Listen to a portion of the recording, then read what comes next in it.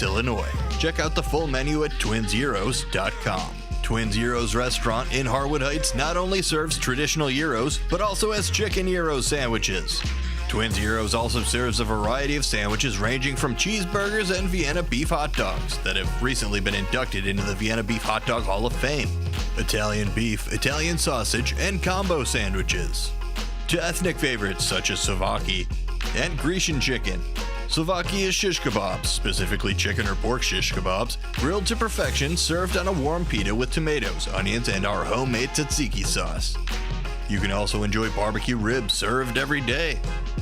Twins is open 7 days a week and also delivers locally. Located at 4870 North Harlem Avenue in Harwood Heights. Check out the full menu at twinzeros.com. That's twinzeros.com.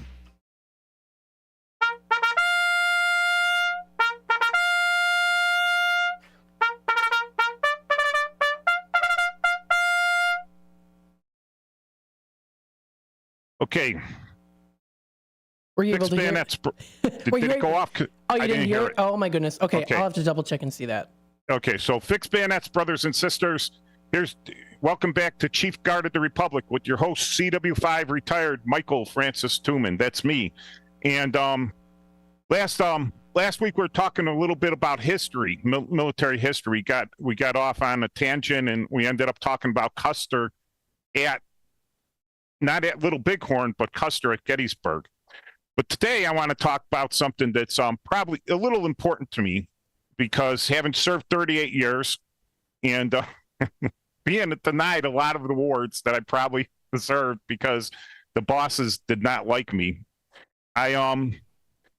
it's very common for some people to just wear the uniform and throw any award on there that they want. These are people that aren't in the service, although I have seen rather high-ranking people in the service wearing awards that they were not entitled to or couldn't possibly have earned. But it takes a warrant officer with attention to detail to spot those things. So we talk about stolen valor, and you can't really steal someone's valor. You know, that guy earned it. He did it and everything. And just because you're walking around wearing some medals does not reduce his valor. So I can't see stolen, but I could see, like, taking something you're not really entitled to, and making it yours. But then what you're stealing is you're stealing respect from other people. And a lot of times these guys and some ladies work their way in to a position of trust based on their stories about their military service. So the best thing is, like, not to confront these guys, because once you spot and think that they're full of it, don't give them any more publicity by bringing it out, because, like they say, any publicity is good publicity, bad or otherwise. So I like watching the television shows where they have these guys in these uniforms, and I pay special attention to their fruit salad, the ribbons that they wear. Now, the ribbons, they're just a representation of the medal. All right, so you get a medal, and then there's a ribbon associated, because it's not very convenient to wear all your medals everywhere. So the ribbons represent that better on the uniform. And in Hollywood, they generally mess up the uniform a little bit in almost an obvious way to all service members, because they're showing that this guy isn't really a service member. It's fake. It's Hollywood. And that's not the stolen valor. That's Hollywood. But some guy walking down the street, going into a restaurant, wearing something as simple as I'm a veteran hat, and he's not a veteran, and he asks for his 10% discount. And if the store finds out that these guys are doing that, they're liable to stop the discount. It got so important with, nowadays we have medals for everything, and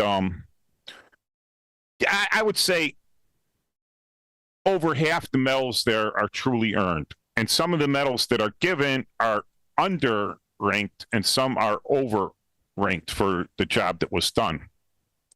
But back in the British days, they had a thing where if they gave someone a medal, they engraved their name to the back of the medal, because medals weren't given out that often. So when someone got it, they put their name on it, and that person would be able to say, "Hey, it's my medal. My name's on it." Later on, some guys would buy those medals because these soldiers would fall on hard times, and they would sell their medal. And then these guys would be walking around with it, and someone would go up and turn the medal around and say, "That's not your name." That's pretty embarrassing. So I think everyone's heard of the that name was right in my head and popped right on my head. It was the Russians had a special operations force, shock troops, they called them.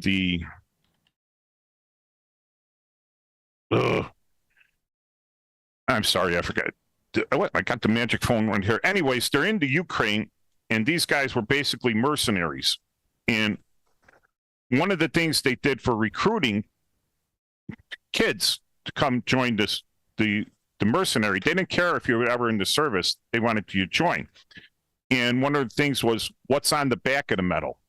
All right, the back of the medal was like their motto, because they knew that a lot of people were walking around with stuff that wasn't theirs. But in this case, it referred to come earn your own glory or valor or whatever. Now, I'm not saying that the I know the Azov battalion, but this is the Russian. They went through some bad times and they got demobilized, but they were very effective troops. Man, I should have wrote that down. So what is it again? I'm sorry. I'm trying to do a little research. Yeah. Let me see. Other side of the medal. And they had that in Russian, so. I'm going to have to look up and see if I can find anything myself, too. Huh. Human rights, the other side of the medal. Thompson, Kerry Sands, First Amendment. What?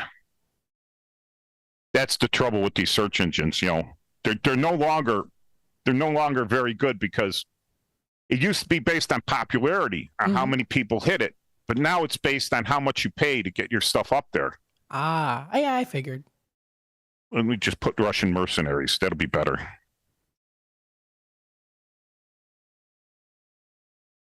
Yeah, I'm trying to look for something too. It's a medal. Wagner Group. Okay, it just popped into my head. The Wagner Group. All right. They were so, you know, Wagner isn't really a big Russian name, but Russia is a multicultural country. And Peter the Great, all right, imported a lot of German engineers and a lot of German architects and workers to build St. Petersburg.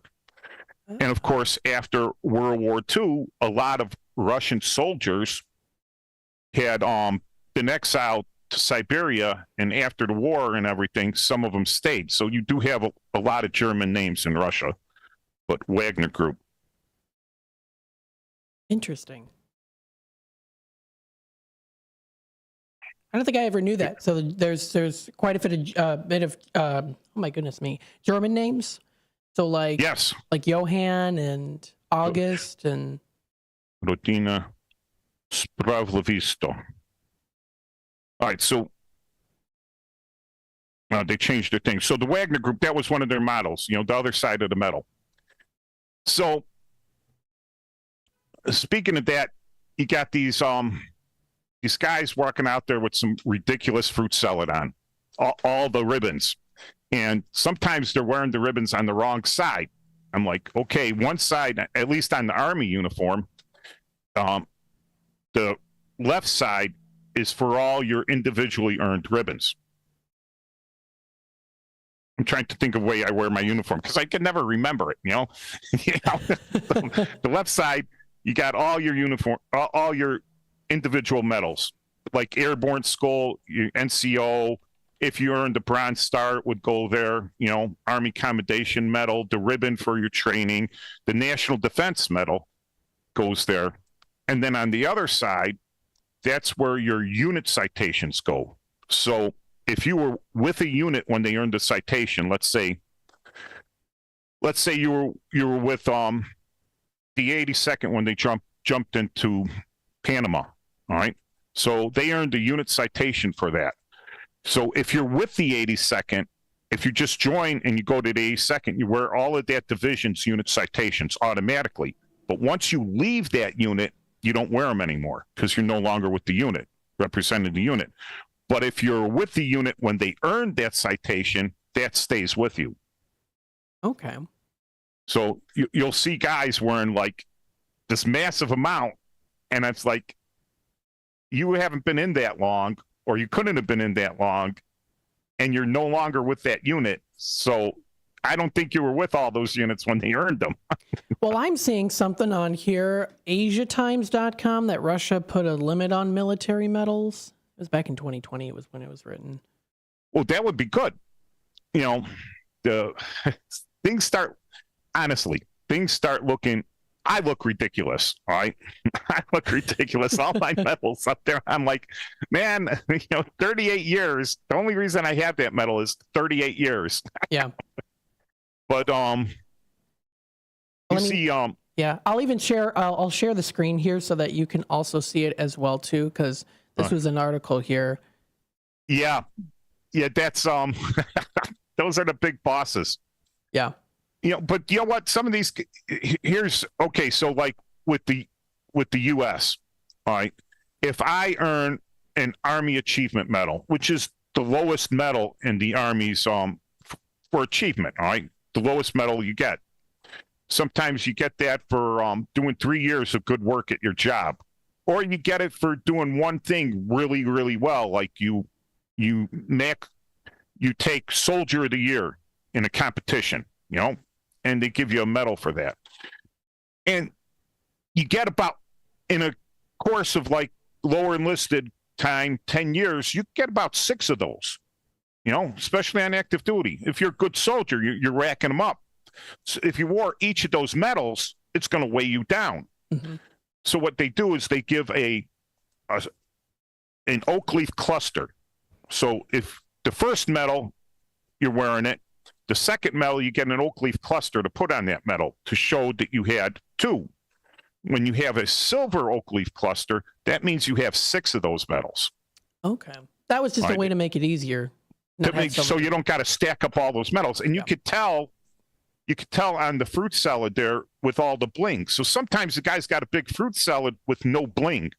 But sometimes the guy's got a smaller fruit salad and he's got a lot of bling on it, the little stars and everything. So every time you go through a campaign like Afghanistan, I went through three campaigns in Afghanistan. So I have the Afghanistan campaign medal with 2 campaign stars because I got the medal and then I got 2 stars to represent the other campaigns I was on. So if I wore each of those medals, it'd be 3 medals. All right. So getting back to that with these guys walking around out there with it. It used to burn me up. And then I remember a story of lady, she was from Prospect Heights. So not a real downtrodden poor area.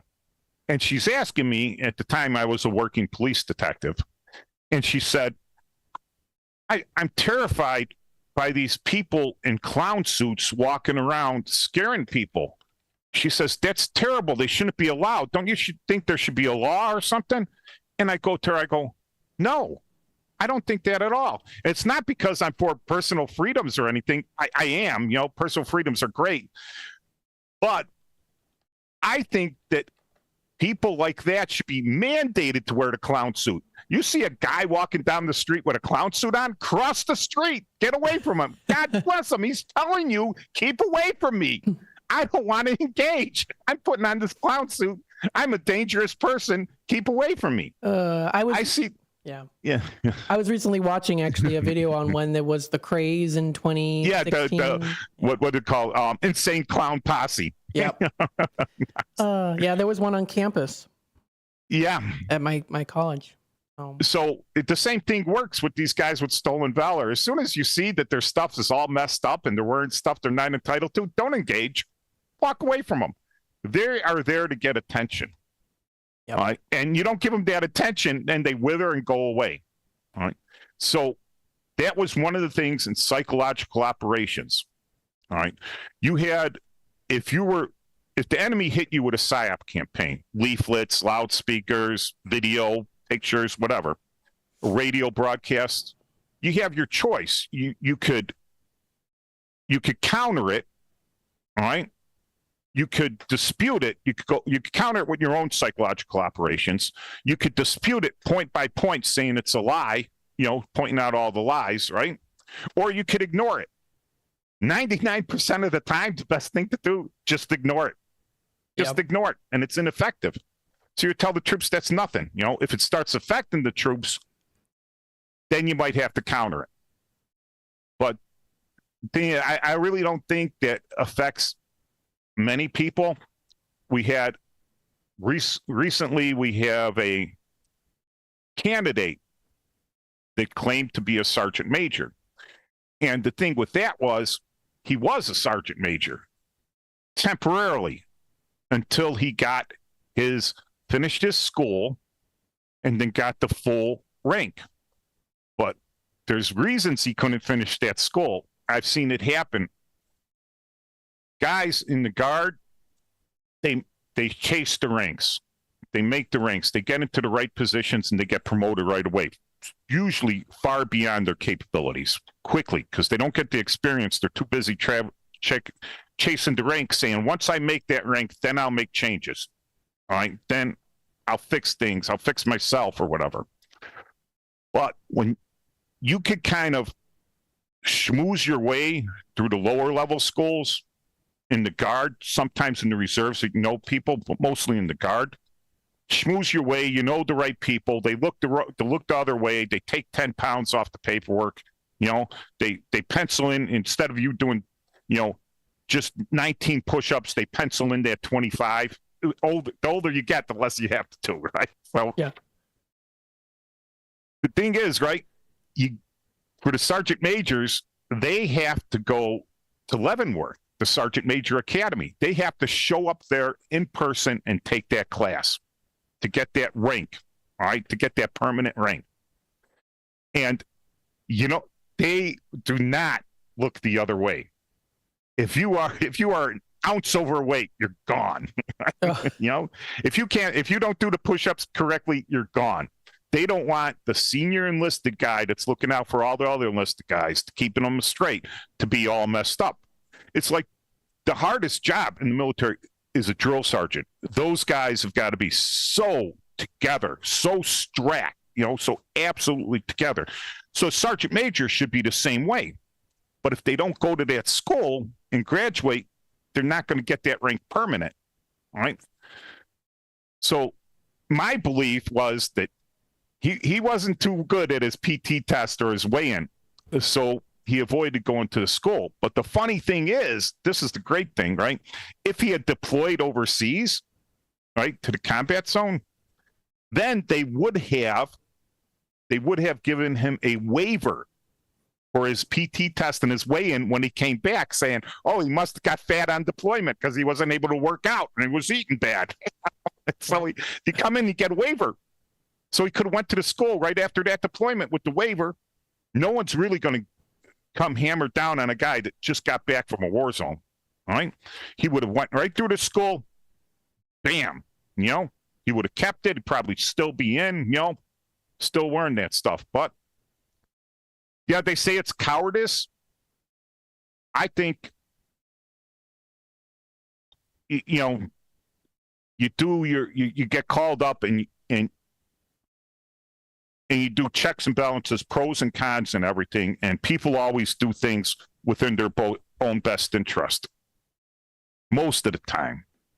Very rarely will you find someone altruistic that did it just for the country or whatever. Yep. So, but there he goes and he says, well, I made this rank. And I go, it was like I was saying, if someone says, they're special operations. All right. I was special operations. You could take it to the bank that they were not special forces qualified and they were not Navy SEAL qualified. They may have been in special operations as a truck driver in a support unit, or like I was, psychological operations. Right? That's special operations. But I'm not special forces. I'm not a Navy SEAL. So even with the rhetoric, all right, there's kind of like a stolen valor there, or they're just hoping that it's more impressive, right? You know, there's a difference between being airborne qualified, like I was. I jumped out of a plane a whole whopping 10 times. Yay! You know? But I wasn't with the full-time airborne unit. There's a difference, all right? To be a member of the 82nd and to do 20 years in the 82nd is a lot more than being some guy that was just airborne qualified, went to an airborne unit, you know, and got out right away. There's the different levels there. But it's still brotherhood. At least, you know, you're like on the lowest level. At least I got the wings. Even a guy that never made his cherry jump, which is his 6th jump, right? Those guys that never make it to just they call it 5 jump. Hey, they still went to airborne school and they still volunteered and they still got assigned to an airborne unit, you know? So the people in the military that have been in the military that may have even got kicked out under questionable situations, right? They still served, right? It's the people that never were one day in the military that throw on a uniform and say they were, all right? Yeah. So I'm less concerned about some general that threw on an extra ribbon that he wasn't entitled to. I mean, that's pretty bad at the general level. Yeah. You know, but I'm more concerned about the guy that throws on a colonel's uniform and says he was in the Army and he was a colonel and he was overseas or he was in Vietnam because he's older, right? And he's in his 70s or 80s, he's in Vietnam. Or maybe he says he jumped into Grenada. You know, there's very few people that did that. That was the Rangers and the 82nd Airborne went in there. And or Panama, or that they were at Somalia. I met a guy that was actually at Somalia. And I'm like, that's pretty rare to have a guy that was a Ranger in Somalia when all the stuff went down from Black Hawk Down. So some guy that says they were doing that, right? Mm-hmm. That's bad. They're not taking away from that guy because that guy earned all the glory, you know? He earned it all. That guy isn't taking anything away from him except when it comes to other people. Because if he acts the fool, right? If he's wearing that stuff and acting a fool, then it's a reflection on the other people that earned it because they weren't fools. Mm-hmm. All right. So well, any calls? No calls yet, but what we're going to do is we're going to take a quick timeout pretty soon here. Okay. And then what we'll do is we'll come back with more of Chief Guard of the Republic. Stay tuned.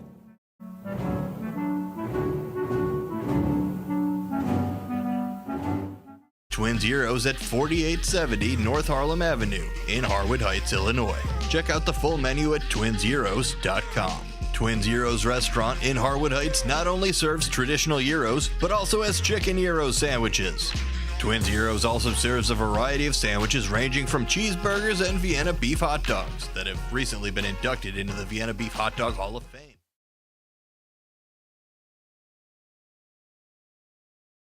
Hey, Michael. Can you hear Yes. me? Okay. Yes, I can hear you fine. Okay. Tell me if... Oh, wait a minute. I have something else playing. All right. Tell me if you can hear this. Can you hear that? No. Let me try it again. Nothing. Weren't able to hear it? Nope. Interesting. Huh. So you can't hear the music coming in. So Well, I guess just give me a high sign when the music's on. I'll just do this, and then you'll be ready. Okay. I don't know what that is. Darn. Okay. We got a minute left, and then we'll play the music, and then I'll give you the thumbs up. All right. Now it says the meeting will end in 10 minutes. Yeah, 40 minutes. So you let him, they'll usually give you more time, or we can quickly zap in and zap back out, zap out and zap back in. Oh, sorry. I'm talking to Michael. Yeah, we'll have to buy the subscription because now it's going to say it's going to kick us out in 10 minutes. Should I stop the meeting and restart it? Oh no, because we're going to be on pretty soon. That's going to kick us out. Well, you could go to a longer break, run another commercial, and then we'll restart it while you're running another commercial. Okay, we'll do. I don't think people are going to notice I'm gone for another 3 minutes. Okay. All right, we'll do that. All right. 50-50. The weather is getting better, and we know it's the time when ladders and DIYers come out. Before you start any new outdoor projects, ComEd wants you to know that electricity can jump from a power line to you and the tools you're using. So maintain a safe distance from any power lines. You can also call ComEd at 1-800-EDISON-1 to have those power lines de-energized the next time you do any type of work around them. Stay smart, stay safe, stay back. ComEd, powering lives. One of the things we're proud of at WRMN is our connection to the local community. In fact, recently we hosted a fundraiser for a longtime listener, Gene Wheeler, and First Shift listener George Rollinson says it turned out perfectly. Perfection is a moving target. You try to hit that bullseye and you zone in on it. It moves a little to the left, then it moves a little to the right. I don't know. I'd say we hit a bullseye. I don't know how that could have been any better. Working together to make Elgin better. We are WRMN AM 1410, serving the local community since 1949. Dine out with family and friends at Nick's Pizza in Elgin or Crystal Lake. Nick serves up award-winning thin crust and chicken. There I am. Okay. So, Big Bayonets, brothers and sisters, we're back. Not yet. Not yet. I'll tell you when. I'll give you the thumbs up and then we'll go. I should take down my bayonet from up here. Yeah. All right. So let me just get the system back up and running again, and then we should be good. So I'll give you the thumbs up on one. Do you owe the IRS $10,000 or more in back taxes? Are you being audited or investigated? Has the IRS sent you a letter demanding payment? You may not owe what they claim. Make this free call to the tax doctor now. Let them negotiate with the IRS on your behalf. 800-234-0316. 800-234-0316. That's 800-234-0316.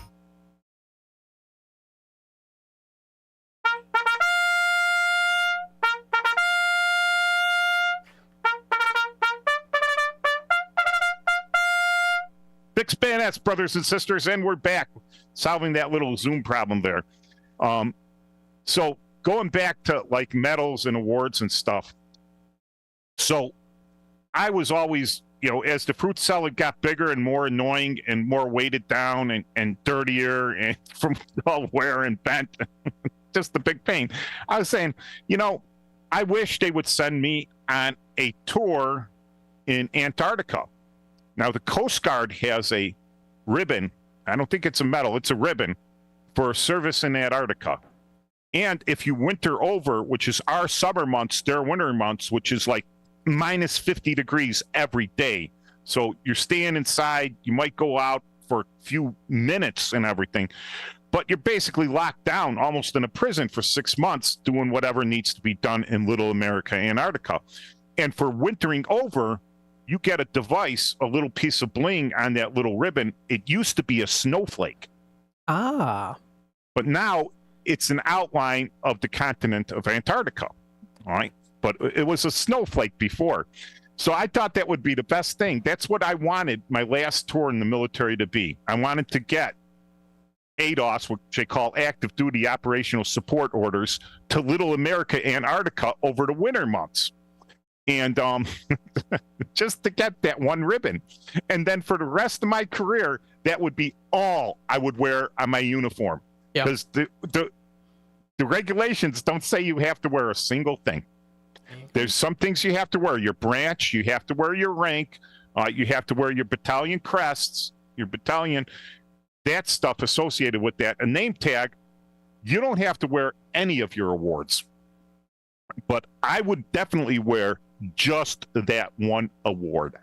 if I went to Antarctica, because people go, well, why are you wearing that? I says, you know how you see in the movies and television shows when they're threatening an officer and they're telling them, okay, we're going to send you to Alaska if you don't straighten up. They sent me to Antarctica. That's the joke. And goodness. Trolling some people on the internet, but I try not to do that anymore because it's amusing for me. One of the things, I think it was Facebook, and some group had said, what was your favorite award that you got? And I put down, I said, the astronaut identifier on my jump wings for taking up space in the Army. Did you get it, right? No, I didn't get it. Okay, so these guys, the astronauts, all right, most of them are military. Mm-hmm. Some are civilian, but most of them are military, and they got pilot wings, either Army pilot wings, Air Force, Marine, Navy pilot wings. And if they are astronaut qualified, there is an identifier, a little piece of bling that goes on those wings, those pilot wings. All right, little piece of bling, and it's like a comet. All right, it's called the astronaut identifier. So it shows not only are they a pilot, but they're a qualified astronaut. Okay. All right. So I have the jump wings. They're wings, you really don't fly. You're kind of trying to steer a parachute in the wind, and you're going down. Some kids that are really light, the updrafts, the heat updrafts, actually carry them higher. Oh. So they actually get pushed up higher after they come out of the helicopter or the plane. We had a guy, he ended up 8 miles off base. Oh, wow. He just kept catching these updrafts. Yeah. Now, there's a way you could dump air from your chute and fall faster. But, so, it's kind of a joke there. But this one guy, he didn't understand it. He's on Facebook, and he's screaming, there's no such thing. There's no such thing. And I go, well, dude, you obviously have access to the internet, and you could very quickly go and see and find an astronaut identifier for the military. It's out there, right? So you're saying there's no such thing, but you are on the internet, and you have access to the internet, and you can research it. So that made me, because everything this guy said suddenly lost all credibility. Yep. One, he didn't understand the joke, taking up space in the Army. Yep, you're just there, oh my goodness. Well, we do have some comments. We have Paul saying, hi, Mike. Hi, Paul. And talk about Chris Christopherson, he says. Wow, Chris Christopherson. Who would have known? Here's a guy that's an actor. I've heard about it, but here's a guy that's an actor.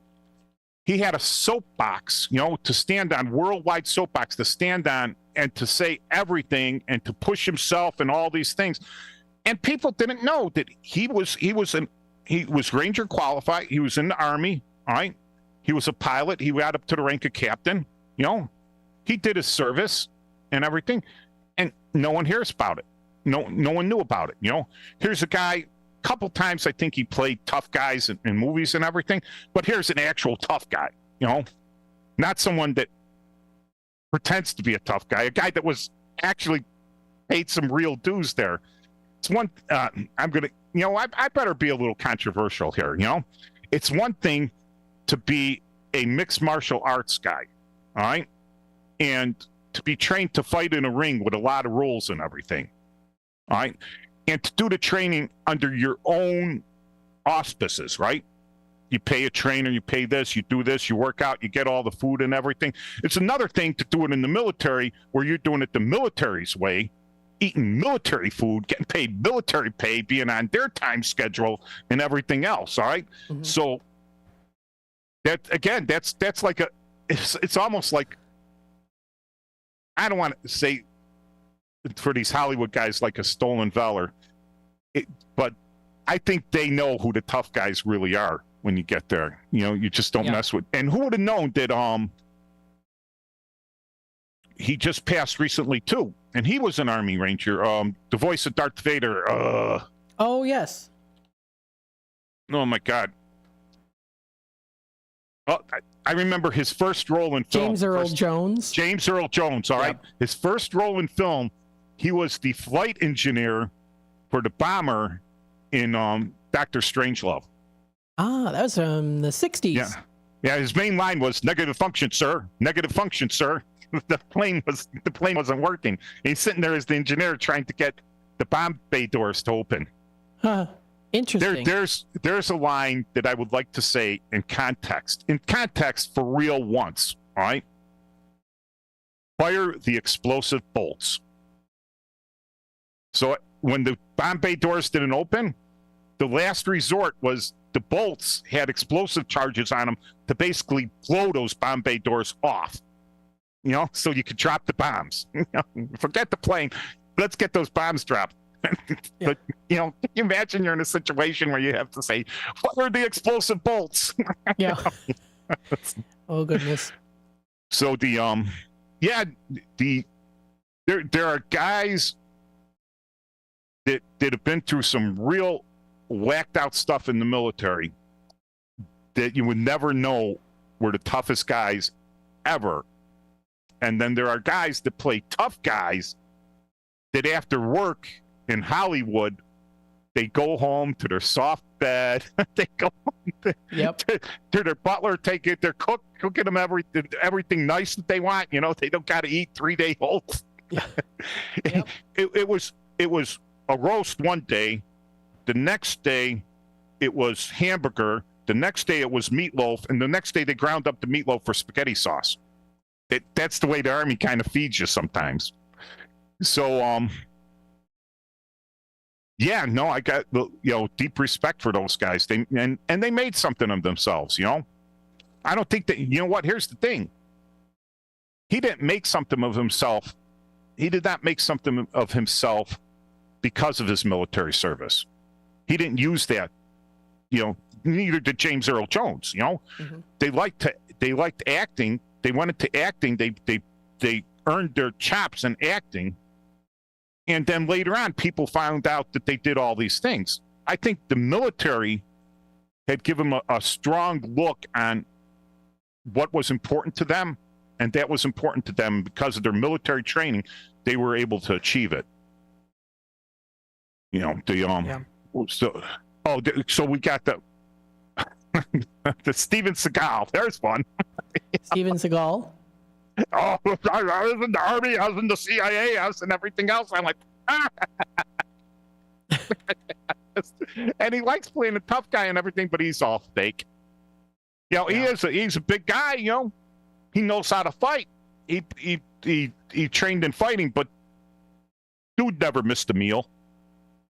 Dude was never, out there for weeks at a time, in the woods. Dude never went, a month without a shower. Yep. Yeah. But mad respect for the guys that are, I think that's impressive, really impressive, where this guy goes his whole life and then he dies, and then all of a sudden everyone suddenly knows he was in the service. Yeah. Yeah. I tell everyone every day. Yeah. Well, it's interesting how it works out that way too. Oh. Yeah, it's good. Those are guys do a lot for the character of the service by their quiet professionalism. Mm-hmm. So trying to think of the other times I see these guys with I don't like the term stolen valor. I think I should refer to them now as wearing the military clown suit. Because they're just a clown in a military outfit they made up. There's some great ones going on the internet, like the guy that's wearing like all this stuff, and he's wearing a female Air Force jacket. Oh, really? It's a jacket for a female, all right? And he's got all this hardcore stuff on it, and I'm like, dude. Has it worked out, or are people seeing through it? They're like, no. Oh, they see through it all the time with these.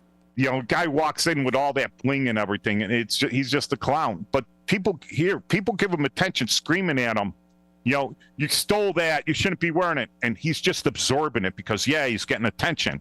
If they look at him, kind of giggle and walk away, then he's going to shrink. Yep, exactly. Find a new way. Go get an actual clown suit to get his attention. Yeah. There you go. So this just struck me. I learned this. Used to be, big mustaches. The Army hates mustaches. They hate them. These sergeant majors, they hate facial hair. They just can't stand facial hair. And back in the day, where you see all the guys with the beards that don't have mustaches? Mm-hmm. One of the reasons for that was they wanted to show they weren't military. Okay. Because the military, under the Napoleonics, the British and everything, you had that big mustache. You were a full-time guy. You had that big mustache. Yeah. We tried to, like right now, I am growing the Burnside. General Burnside made this popular in the Civil War. And after the Civil War, it was like, and the reason I started doing it, when I was in Afghanistan on the first tour, I was with Special Operations, supporting the Special Forces, and intelligence supporting them. And they said, hey, you guys can grow full beards because we want you to blend in case I needed to talk with any of the locals or something. And I got about 3 weeks into it, and it just started itching like mad. I was like, ah! Yeah. I cut it off, and I just left the mustache, right? And then I realized if I had just shaved this part, I could have still had the full beard. But it doesn't, all that stuff that they said about that, they only respect you if you got a beard. No, they respect you because of the way you portray yourself. Absolutely. Well, okay. We're going to take a quick time out pretty soon here, and then we'll be back with more of Chief Guard of the Republic, folks. Stay tuned. Thank you so much for everyone listening in today, and we'll be back with more in just a bit. Are you looking for a way to be creative right now? Have you ever wanted to learn to watercolor paint? You can now do that from the comfort of your own home with Zoom watercolor. All right, we've got... Reacting to the commercial. Oh, to the commercial? Yeah. It's still, I think it's all,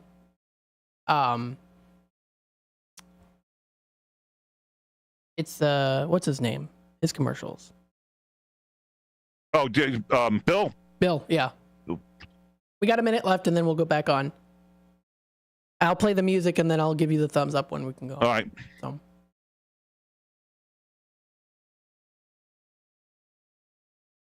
Oh, we do have a caller. Oh, good. So I'll get the phone. We'll get the phones. Hold on, caller. We'll be back. Yep. Hold on. Yep. Hold on.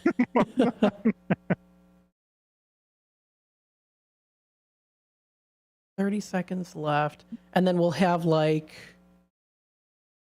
a minute left of the show. Or okay. a minute left. I mean 10 minutes. Sorry, 10 minutes left. All right. Hopefully we don't get kicked out of the meeting. Well, next week, by like Wednesday, I got to put together a canned show. Okay. So you want me to do like 10-minute segments? Yeah, that sounds good. 10 minutes is good. All right. We'll be on pretty soon here. lawoffice.com.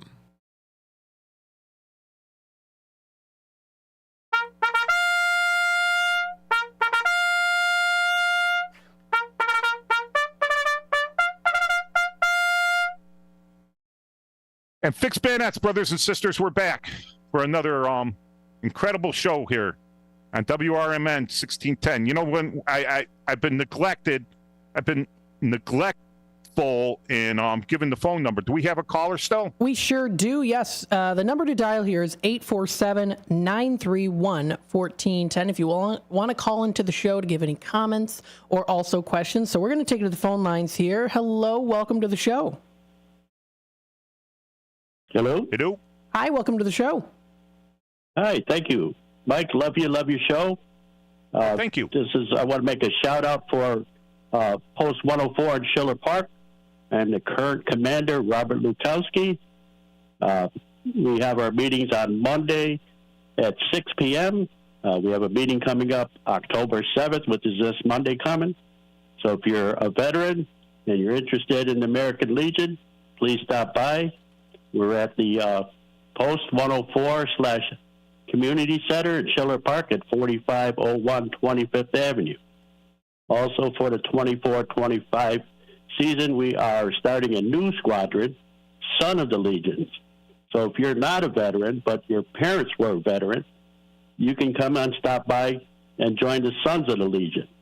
So everyone is welcome, veteran or not. We're a small group, but we are mighty. Thank you for the shout out. Awesome. Thanks so much for calling in today. It's great, Bob. Great hearing from you. And I'm looking forward to hearing from many more veterans organizations, which are free to call in to have people listen to know where they're at. I tell you, 104 just celebrated their 100th year. It was a really good time. You know, good party. And then the 208 celebrated their 100th year up in Arlington Heights. So I need to talk to these guys up here in Elgin. You know, talk about how come you're not calling in, because this is your radio station, man. Yeah, Post call 57. in and get some more people into your post. You know, I'm glad if they join Post 104, you know, or any post in the 9th District, but we need more veterans in any Legion post. Any more callers?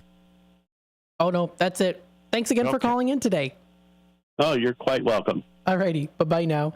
Yeah, Elgin Post 57, they want to call in too. They're at 820 North Liberty Street here in Elgin. I've been there multiple times before. I used to actually play bingo there with my grandpa. Oh, nice. Because he served.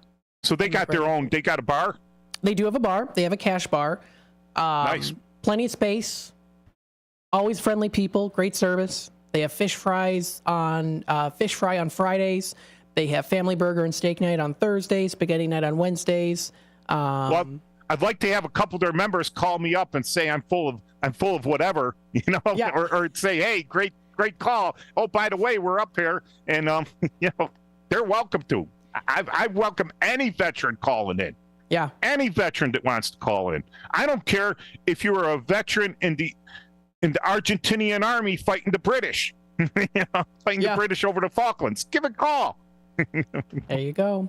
Yeah, so post104.org is the website to go to. I'll put it up on the screen so people can also see it too if you would like to visit the website. Oh, that's nice. Yeah, that's Sergeant Schiller there. Yeah, I just get that cute little drawing. Yeah. Nice. We sponsor a coloring contest for the kids in the grammar schools, the Schiller Park Public Grammar Schools. You know, and we get about 600 of these submitted by the kids, and then we pick out a couple. We give awards to them. But this one here, Sergeant Schiller, I couldn't tell whether he was saluting, which he's probably saluting because they show the kids some stuff, right? He's probably saluting the flag, but I thought he might also be wearing a monocle. Yeah. Monocles are kind of military, and he just gave me such joy and laughter looking at this, the kid and everything. So I extrapolated them from the coloring, you know, and I made him our sponsor. I love it. They're very nice. Yep, they're a good guy. Yeah, I was getting back to something. I kind of lost it there. Yeah, so like next week, I'm not going to be here because I have a big wig American Legion meeting down in Bloomington, which is the Illinois headquarters. So they hold that on a Saturday. They're not going to move it to another day just for me. You know? Yeah. So I'll do a canned one. Unfortunately, no callers in, but I want to do it on my authorship and things that I learned along the way of writing a book. So I'm going to put together, some stuff about how I did it on Amazon Kindle and how I'm proceeding to do it on the Amazon Audible. That sounds good. I think the writing is a good positive output of therapy. Mm-hmm. I mean, I could have easily been very destructive. Yes. But positive thing.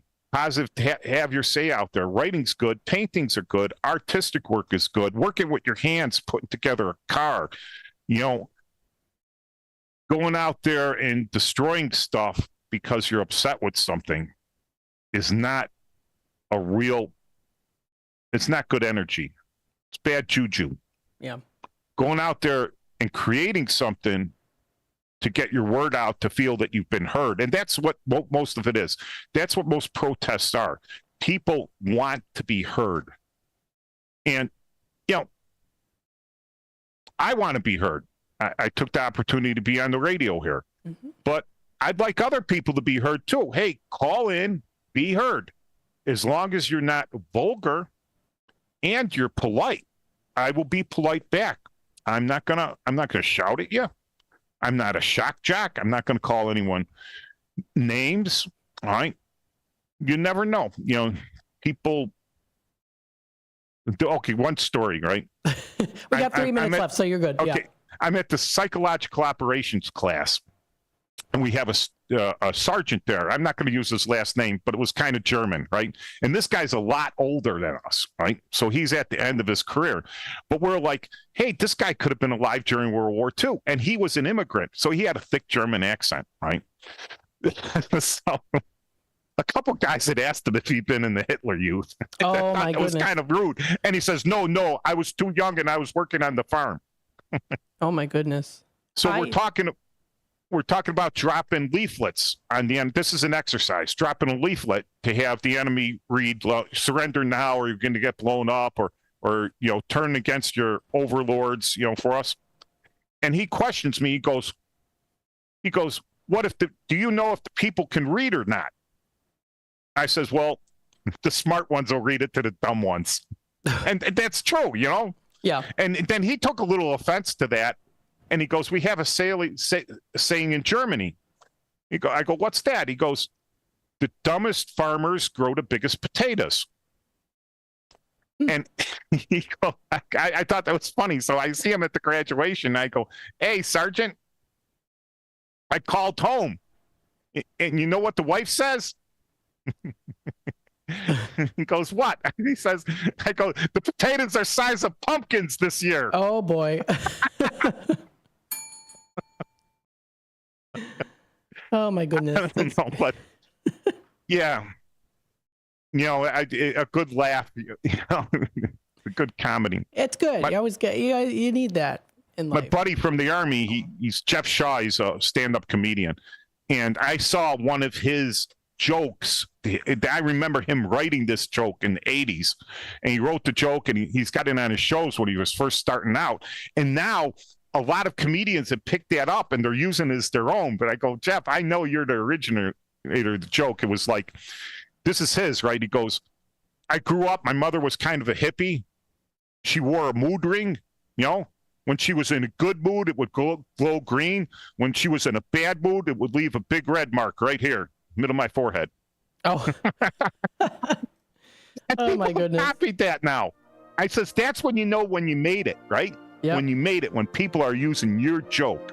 Exactly. Well, folks, we've got a little under a minute left here, so I think we'll have to close out the show.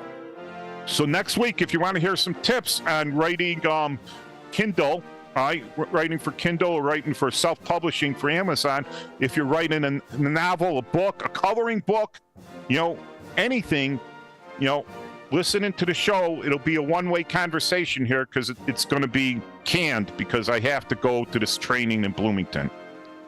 Sounds good. Well, folks, thanks so much for joining in and calling into the show. This does wrap it up here, and hopefully everyone has a wonderful rest of your day. Are you looking for a way to be creative right now? Have you ever wanted